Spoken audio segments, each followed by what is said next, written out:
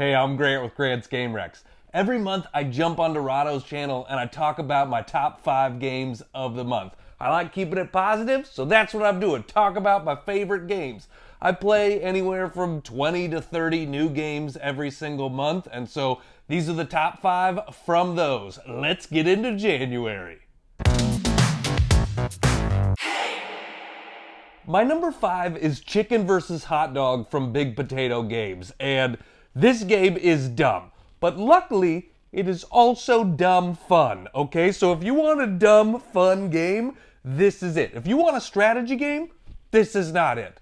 This is essentially Flip Cup with inappropriate looking cups. And you definitely know what they look like because they look like the same thing to everybody. And so if you're okay with that, then this game is fun, all right? This is the game that you're gonna play with people who don't play a lot of games and you're standing around drinking a beer. If you have nights like that, if you have people in your life like that, they will love this game. All you do is you reveal a challenge, both teams bid on that challenge, and then you have to try to accomplish that challenge. So sometimes it's a double flip. Sometimes you're throwing it over your shoulder. Sometimes you're throwing it between your leg. Everybody will be bad when you start this game, but as you play it more, you get pretty good. You figure out the weight of the inappropriate looking things, and then you start flipping them and sticking them and feeling pretty good about yourself. So again, if you want a dumb, fun game, you know what you're getting in this game. You look at this right now and you go, I see what that's all about. And so if you like that, then this will definitely be fun, but it is certainly not for everybody. I have nights where I play and drink with people who never play board games, and they all really like it, so that's why it's my number 5 of the month. You know who I want to hear from right now? Let's throw it over to Carl's Corner. Carl, is that a laugh? Yes. Why? I just don't think I've ever heard you laugh before. Well, have you seen those things? They look like giant peanuts. My number 4 game of the month is Hollywood 1947 from Facade Games. This is a hidden role game, and I think Facade Games overall makes good hidden role games that are easy to get into but actually have a little bit more strategy in them than some hidden role games. You know, they're not just Werewolf where you're just accusing people and there's nothing else going on. You know, in a lot of their games, you're playing some cards, you're rolling some dice, you're moving around a board or something like that. And this is no different. This sort of fits into their line of hidden role games that are easy to get into but still have some mechanisms to them.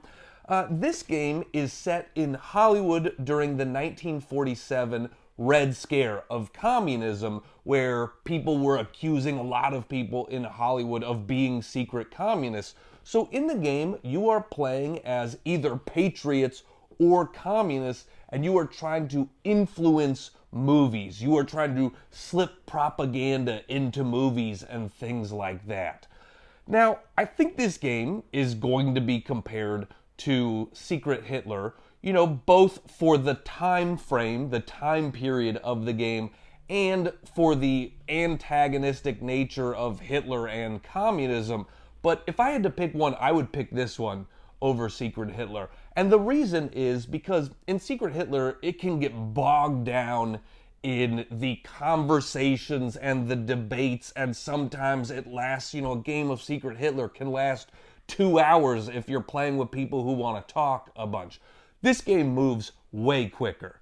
You're going to play this game in 20 minutes. There is some accusation, but it moves on very quickly. You're like, are you a communist? I think you might be a communist. Okay, let's play a card. Let's move on, you know? And I like that about it. I like it that it's a hidden role game that moves pretty quickly. And I also really like the theme. And the theme comes through in the game. You know, you have jobs, you're the composer, you're the editor, you're an actor, you're different things, and those are going to get each of you an asymmetric special ability, and then, you know, you have movie posters that come out and stuff like that. So it really does feel like that sort of 1940s era of Hollywood, and so I like that about it as well. Oh, we should actually talk to the president of Hollywood about this game and see what he thinks.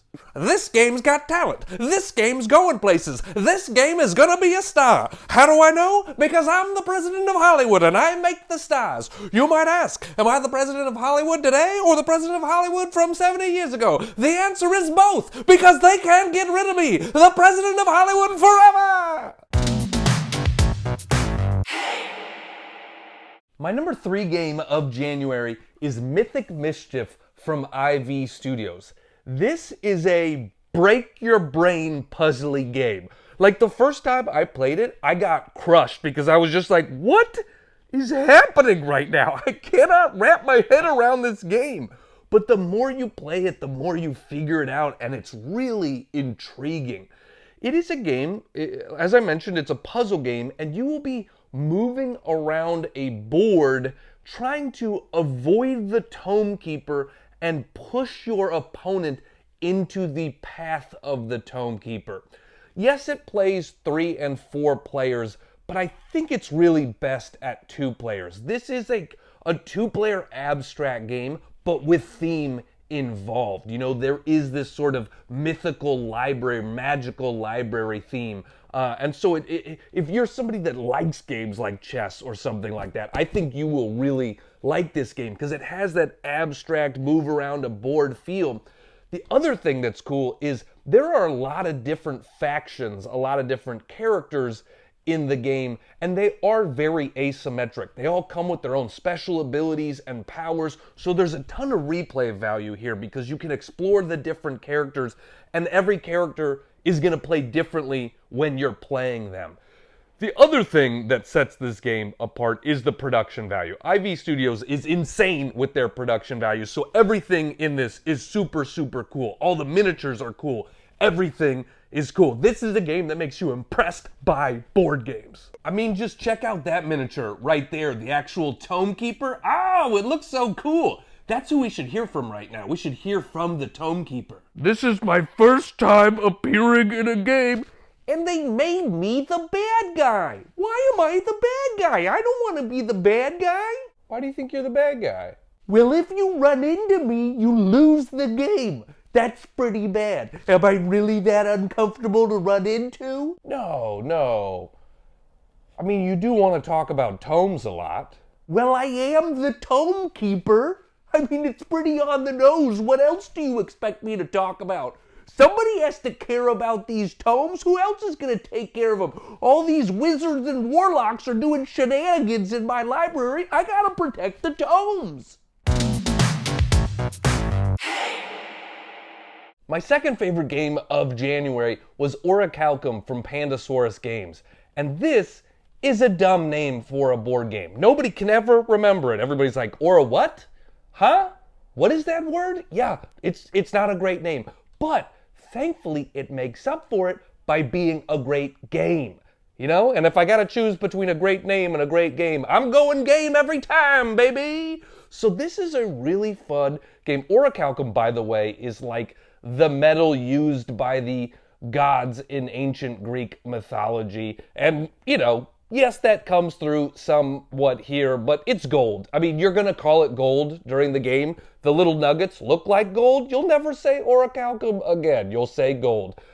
In the game, you are taking a tile and placing it on your board and then using the action of the card that tile was on and then also fighting monsters with dice rolling and stuff like that. It's a cool amalgamation of different mechanisms, but what I really love about the game is this is sort of a perfect weight game for me where there is real strategy and choices, but it is super easy to explain. I could teach this to just about anyone and play it in under an hour, and yet I still feel like there's different avenues to explore, different paths. There's replayability with the strategy in this game. The other thing I like about the game a lot is it is a race to 5 points. Whoever gets to 5 points first wins. And at first you're like, oh, I'm never going to get any points. You go multiple turns of the game with no points, and then all of a sudden it ramps up where you have you've put enough stuff on your board to produce, and you've built up your engine, and so it's like no points, points, game done, and so it's a real, it's got a lot of tension to it when you're like, are you gonna get there first or am I? I just love that sort of race tension aspect of the game. I suppose we should hear from one of those actual, Greek gods that, used orichalcum or whatever. Hey, I'm Zeus. You're welcome. Hey, did you guys actually use orichalcum? What? No. That was a word we made up to mess with human beings. Do you guys still use that? I mean, we weren't until this game came out. Yeah, that's dumb. And my favorite game of January was Millie Fury. This is another game with a name that means nothing to me. What is Millie Fury? I don't know what that is. I don't really care. You could have called it Funflamflabbergaster and it would have been the same level of connection to me. But the game is so much fun. I don't care what the name is because I have so much fun playing it. This is an area majority card drafting game. So every round you are drafting a card and then placing out a diamond and scoring points in different ways. And you are always scoring points in this game. That's one of the most satisfying things about it. On one turn, you might score 1 point, and on another turn, you might score 40 points, but you are always gonna score points. It is so satisfying to just be like, I'm always scoring points, baby. It makes you feel good. There's a racing aspect to the game too, because you are trying to be the first to get your diamonds into certain regions to score bonuses and stuff like that, and that gets you more points. There isn't much theme here. You are glass blowers in Italy or something like that. It doesn't matter. You're not playing this game for the themes. You're playing it for the mechanisms and the beauty of the board. When all of these glass tiles get put out on the board, it looks gorgeous. The thing I like the most about the game is just how quick turns are all of the time in this game. We all draft, you show your card, you place your diamond, boom, you're done. Draft, card, diamond, boom. It's just, this is one of the few games I feel like I can play it faster than the box says. The box says 60 to 90 minutes. I play this game in 45 minutes all the time. No problem. I love it. You know who I want to hear from right now? Let's actually kick it over to my roommate, Dave. Hey, this game I just played recently, it plays quick. You're putting down tiles. It's triggering bonuses. It's a lot of fun. Millie Fiore, get it today. It kind of rhymes.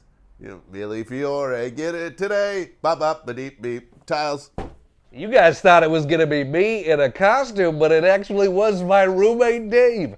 Comedy comes from the unexpected.